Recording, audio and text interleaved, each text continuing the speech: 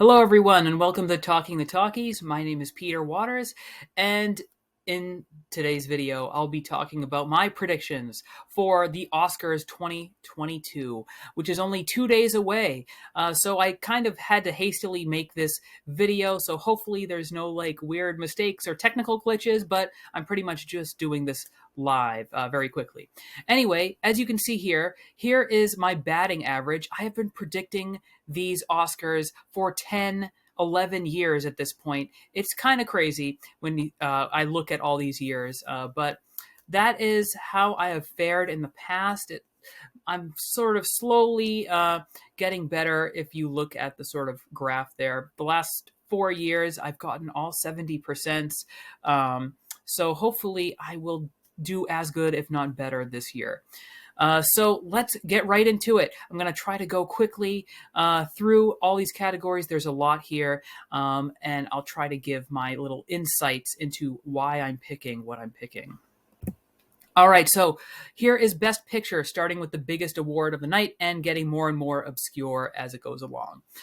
So here are the nominees. First up is Belfast, Kenneth Branagh's sort of autobiographical movie in black and white about his childhood in the sort of Irish Civil War era in the 1960s. And very personal story.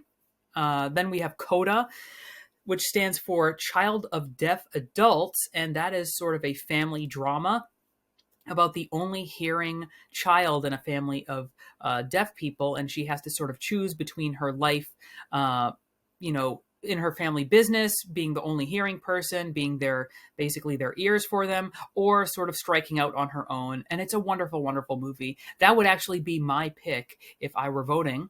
Then we have Don't Look Up, the recent comedy from Adam McKay that's sort of hit or miss with people. I happen to love it, but it's this sort of modern day satire with a giant cast.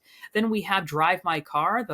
Of course, every year there's one foreign film that makes its way onto this list, especially with the Academy's expanded international voting body. And that one from Japan, based on a short story, and yet it's 3 hours long. So definitely an ambitious art film there. Then we have Dune, which is the latest sci-fi adaptation of Frank Herbert's classic novel that's been getting a lot of nominations. Then we have King Richard, which is about the father of tennis legends Venus and Serena Williams. Licorice Pizza, the sort of 1970s period piece from Academy favorite director Paul Thomas Anderson, who has not yet won an Academy Award yet. Then we have Nightmare Alley, Guillermo del Toro's recent film noir. Then we have Power of the Dog, the sort of neo-Western from Jane Campion. And then finally, West Side Story, the remake of the classic musical from Steven Spielberg. So those are your nominees. Those are all movies that will come up again, so hopefully I won't have to describe them again. But what do I think is going to win? These are all, they all have their reasons to win, but I think it's going to Power of the Dog. This one has been winning a lot of predictive awards, and it has that kind of, art house flavor that a lot of recent Academy Awards for Best Picture have been getting. You think of like Nomadland. It's kind of this quiet, introspective movie. You have Shape of Water. It's sort of this oddball pick. Again, Guillermo del Toro. Then you have Moonlight. Sort of more indie flavored movies have been getting this award rather than the sort of, sweeping period pieces.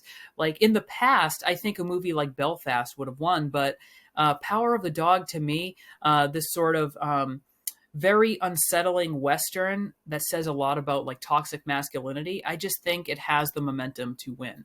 But don't count out Coda, which has also been winning a lot of predictive awards. And that, again, would be my personal pick. But I do think Power of the Dog is going to win here. All right, next up is directing. And we have Kenneth Branagh from Belfast. I'm not going to pronounce this name.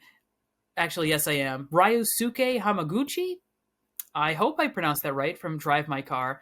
P.T. Anderson for Licorice Pizza, Jane Campion for Power of the Dog, and Steven Spielberg for West Side Story. And this one is a lock, guaranteed lock, Jane Campion is going to win. She will be the second woman in a row to win the Best Director award, which is definitely says a lot about the film industry. And it used to be a boys' club. All directors were men for so long. And actually, it's kind of funny because Steven Spielberg beat out Jane Campion in this category years ago when he won Schindler's List. I'm pretty sure he beat her for the piano. So it should be interesting to see her beat out Steven Spielberg for this one. But yeah, you can almost guarantee that she's going to win this one. Next up is actress in a lead role. So we have Jessica Chastain for The Eyes of Tammy Faye. That would get my vote. Then we have Olivia Colman for The Lost Daughter, where she plays a sort of mother with sort of emotional disturbances, maybe. Then we have Penelope Cruz in Parallel Mothers, the Pedro Almodovar film that's sort of a soap opera type thing, his usual sort of thing, but it's very good. Then we have Nicole Kidman playing Lucille Ball in Being the Ricardos, and Kristen Stewart playing Princess Diana in Spencer. And this is definitely the hardest of the main categories to predict this year. I could honestly make an argument for any one of these women to win this award. So this one is very difficult, but I'm just going to go with my favorite one, which is Jessica Chastain for Eyes of Tammy Faye. The Academy loves transformative roles. And in this one, she has a lot of like hair and makeup changes, and she completely changes her voice. And in a role that could be completely cringeworthy, she actually does an amazing job playing Tammy Faye Baker, who was this sort of eccentric televangelist, but it sort of shows her side of the story and doesn't mock her in any way. It's really, really good. So she's been winning some predictive awards, but really, I still think it's anyone's game here. I could see any of them winning. I'm going to go with Jessica Chastain, though. Next up is actor in a lead role, where we have Javier Bardem in Being the Ricardos. We have Benedict Cumberbatch in Power of the Dog, Andrew Garfield in Tick, Tick, Boom, playing Jonathan Larson, I believe his name is, who made the musical Rent, sort of autobiographical version of that. Will Smith in King Richard, and Denzel Washington playing Macbeth in The Tragedy of Macbeth from the Coen brothers. So this is another tough category. I can count out Javier Bardem for now, but all the other four I can see possibly winning, but I am going to give this one to Will Smith. He is the King Richard of the title, and I do think that there's a lot of goodwill towards Will Smith. People love him. He's had a decades-long career in the movies, and I feel like this is sort of one of his best performances he's ever given in a film, at least in terms of dramatic heft and the importance. He is, bringing this story to life. And it seems like the trajectory is leaning towards Will Smith. Andrew Garfield has also had an amazing year, so they might reward him for Tick, Tick, Boom, because he was also in The Eyes of Tammy Faye, another Oscar-nominated film. And Benedict Cumberbatch, I would give the award to him. I thought he was incredible in Power of the Dog, and he was definitely the standout of the four main actors in that one. But I do think the momentum is going with Will Smith, but I would not be shocked to see Cumberbatch, Garfield, them winning either.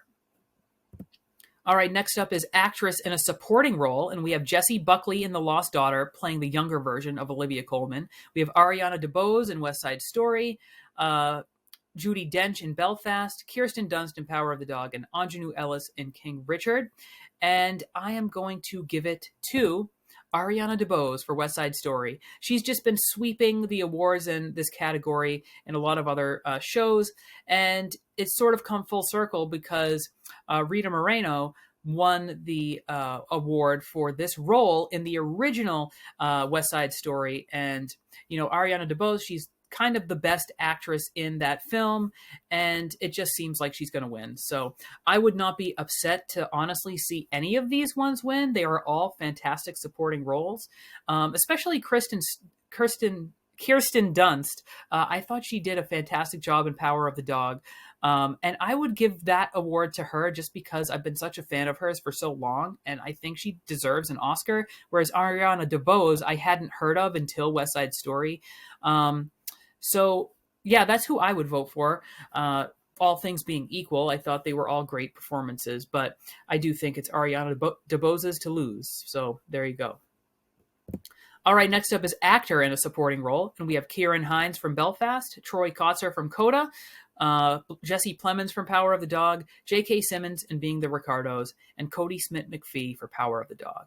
So I do think it's between Kotzer and McPhee for this one, but I am going to give it to Troy Kotzer for Coda, playing the father figure, and he is just so good in this movie, and he would be the first ever male deaf actor to win an Academy Award if he wins this one. But he is kind of like the heart of the movie. He's just so funny and just so good in the movie. So I do think that he will warm people's hearts. Cody Smith-McPhee, he has also been getting a lot of buzz for his supporting performance, but his role is a little bit more cold and distant, and I do think if you're sort of voting with your heart, like what you really want to see win, I think a lot of people are rooting for Troy Kotzer to win.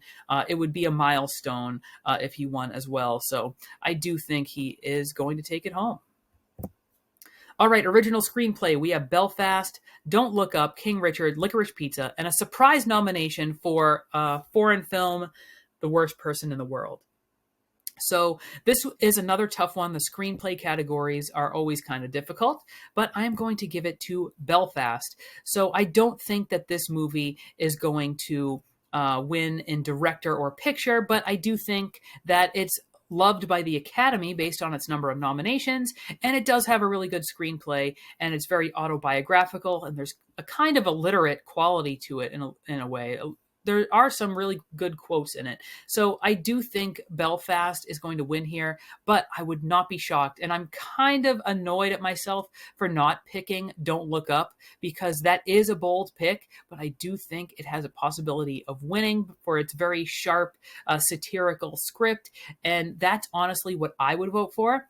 Also, Licorice Pizza could win because Paul Thomas Anderson, very beloved figure by the Academy. And I don't think he has a chance of winning director, so they might want to award him with a screenplay nomination here. But I do think Belfast, I think it will win because it does have the best picture chances of this bunch. I'm going to give it to that. Next up, we have adapted screenplay, where we have Coda, Drive My Car, Dune, The Lost Daughter, and The Power of the Dog. And I am going to give the award to Power of the Dog.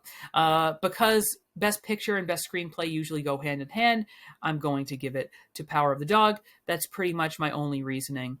So basically, I think if Coda wins this award early in the broadcast, I'm going to feel like I'm in trouble for Best Picture. I'm going to be completely honest. So I do think Power of the Dog will get this one, though. Next up is Animated Feature, where we have Encanto, Flea, Luca, The Mitchells vs. the Machines, and Raya and the Last Dragon. Now, this is an amazing group of animated films right here. Honestly, I would not be disappointed if any of these won, although Flea I wasn't a huge fan of, but it was, a great story to be told, I guess, but I wasn't the biggest fan of that one. Raya and the Last Dragon was on my top 10 of the year list, and Mitchells vs. the Machines, it would have been on my top 10 if I had seen it last year, but that being said, the train that cannot be stopped is Encanto. It is, the music is climbing the charts. It's all over TikTok. Any Academy Award voter with children will have heard the soundtrack millions of times. So I do think Encanto, with its bright color world, the Lin-Manuel Miranda connection, I do think, it's a very deserving of this award as well. So I'm going to give it to Encanto. I think it's just it's going to win. I just can't see anything else winning. Next up is documentary feature, where we have Ascension, which is sort of a look behind the curtain at China's economy. It doesn't have a chance of winning.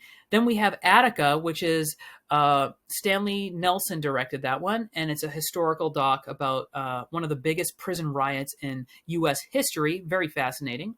Then we have Flea, which is the first animated documentary slash foreign film to nab those three categories, which is kind of interesting. Then we have Summer of Soul, which is a fantastic documentary on my top 10 list of the year.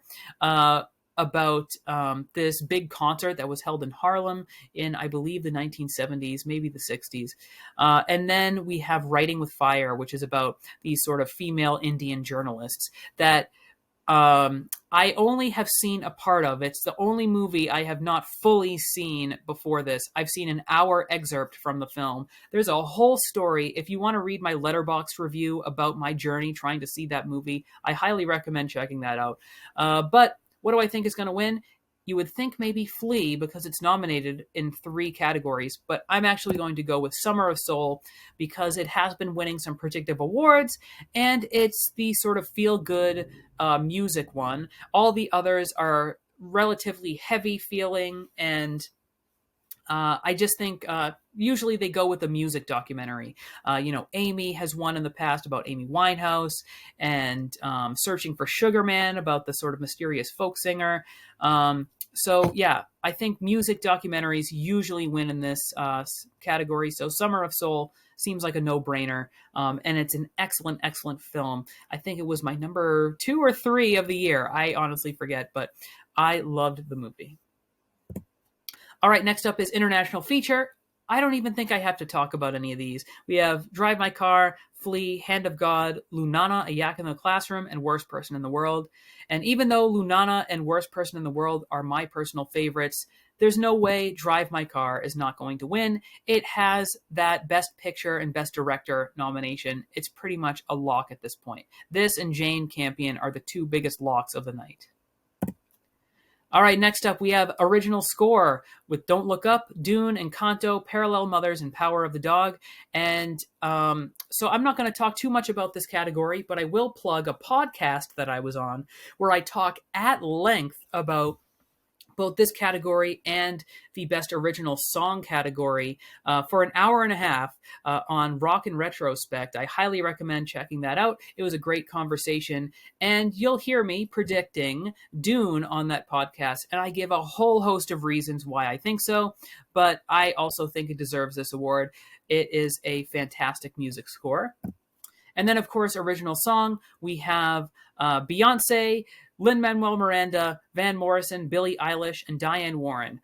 All heavy hitters in this category from their respective films. But I'm going to give it to No Time to Die, Billie Eilish's James Bond song. If she wins this award, she will be the youngest ever to win the award. And it honestly is, in my opinion, one of the best Bond songs ever. So it'll be the 3rd one in a row to win after Skyfall and Spectre, and it's a well-deserving win. But don't count out Encanto, but I really think No Time to Die is going to get this one.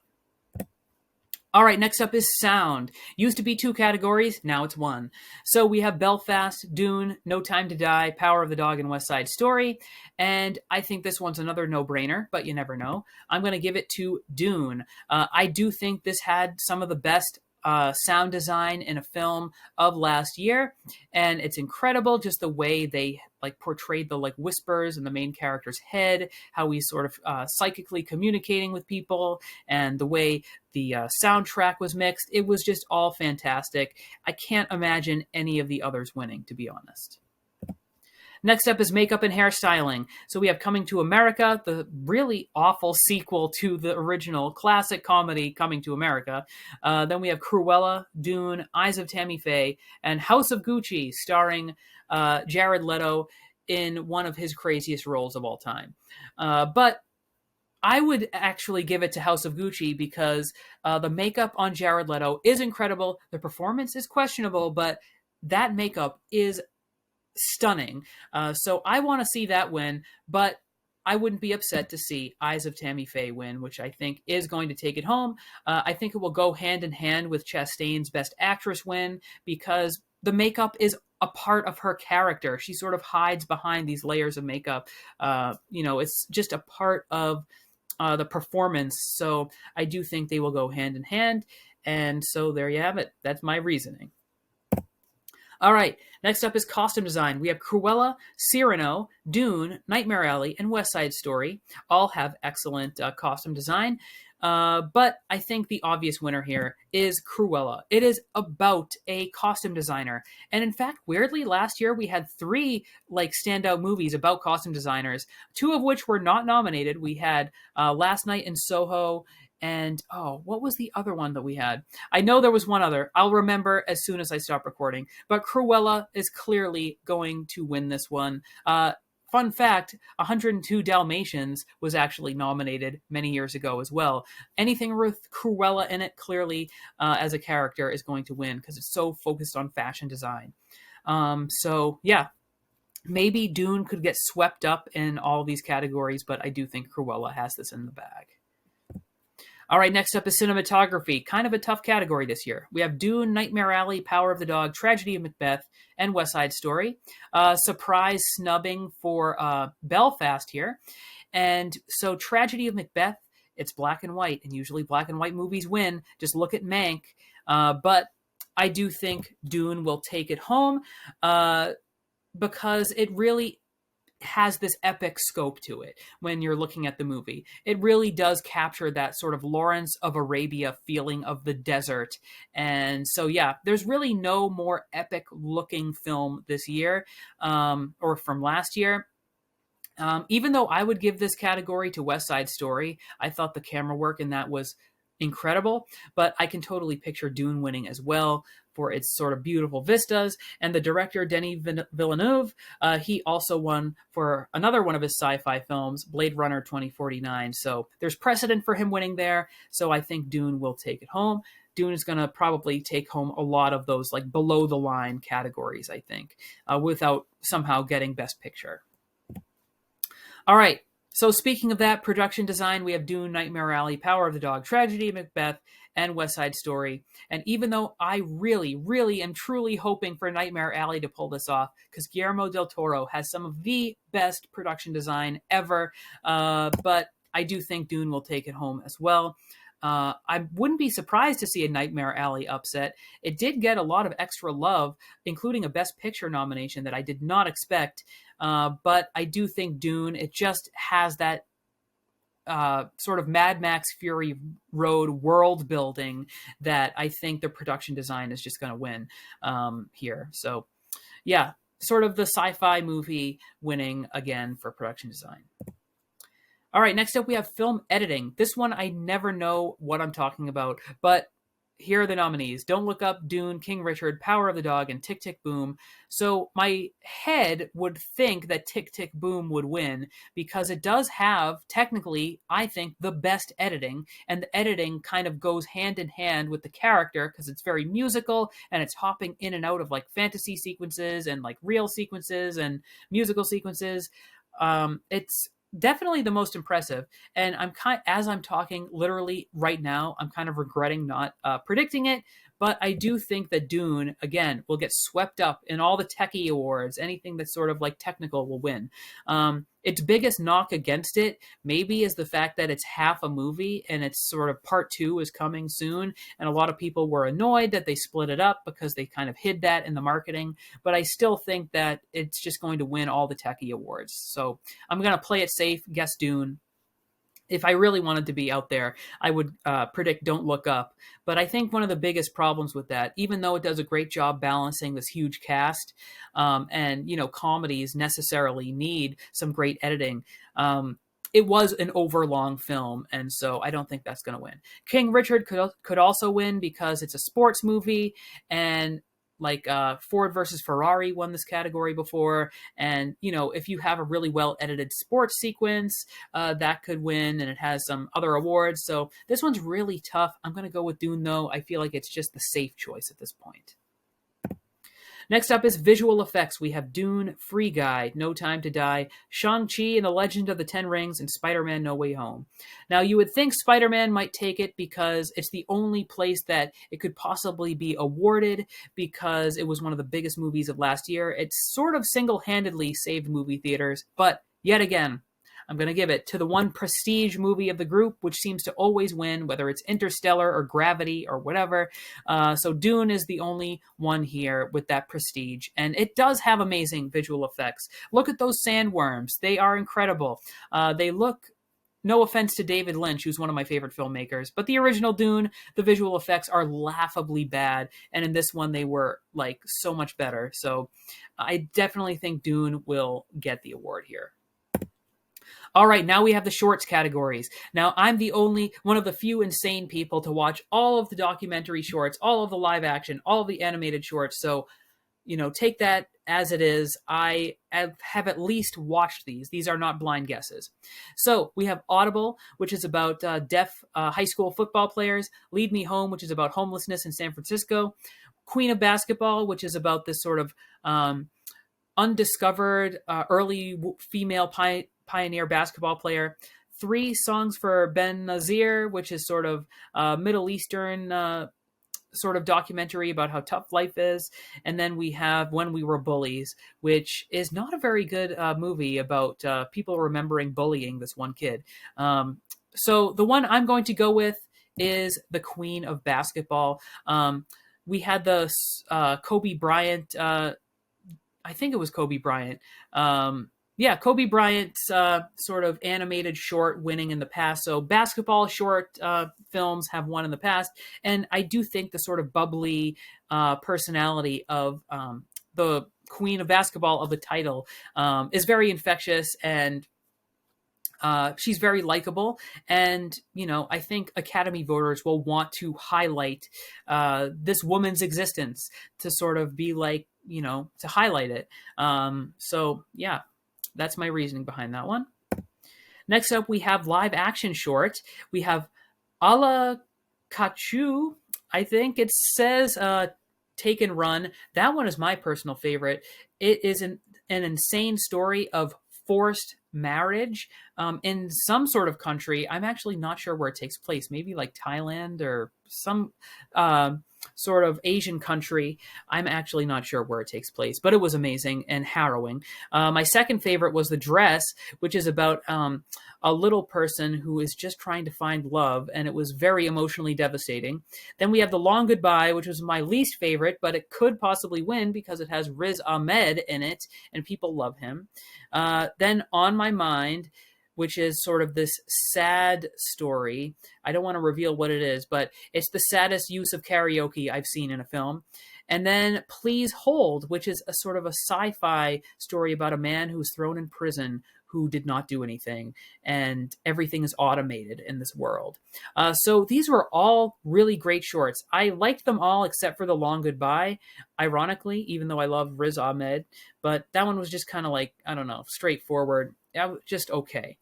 But the one I'm going to vote for is Please Hold. So in the previous year, we've had another sort of sci-fi adjacent film that had sort of a Groundhog Day vibe to it win. And Please Hold has this sort of Black Mirror sort of style to it.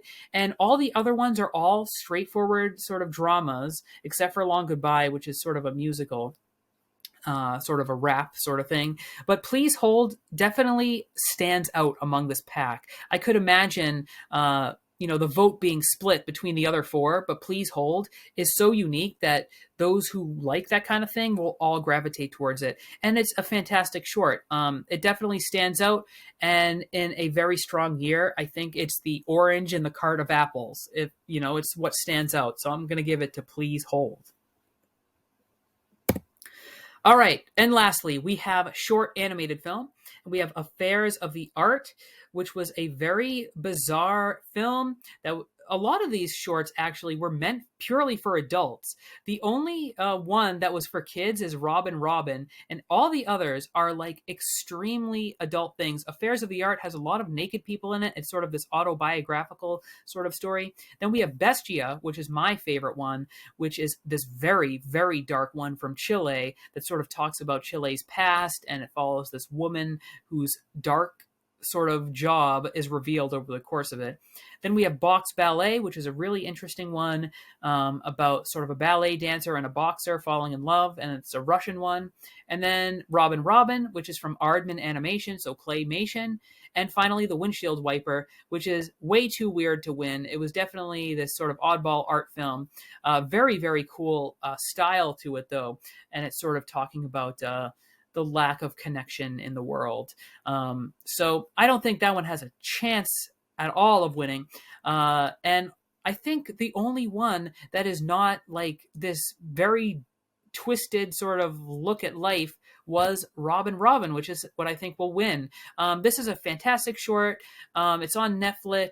It has a musical to it. It's basically about this Robin who lives in a family of mice, and he doesn't feel like he's fitting in. And so he sort of learns to embrace the fact that he's a Robin by the end of it. It's very heartwarming. It's really a sweet film, and definitely short films in this category that focus on animals tend to win. So I think this one's a no-brainer to go with Robin Robin. So anyway, hopefully my ranting did not go off the rails. I am operating on not much sleep after a very long work week. So hopefully this sounds somewhat coherent by the end of it. And I appreciate all of you watching. I cannot wait for Oscar night on Sunday to see how accurate I was, and hopefully my batting average will increase after this go round. So thanks for watching, and let me know in the comments what you guys think will win, or if you think I'm totally crazy with my predictions. So I'll see you next time, and keep an eye out for any future videos.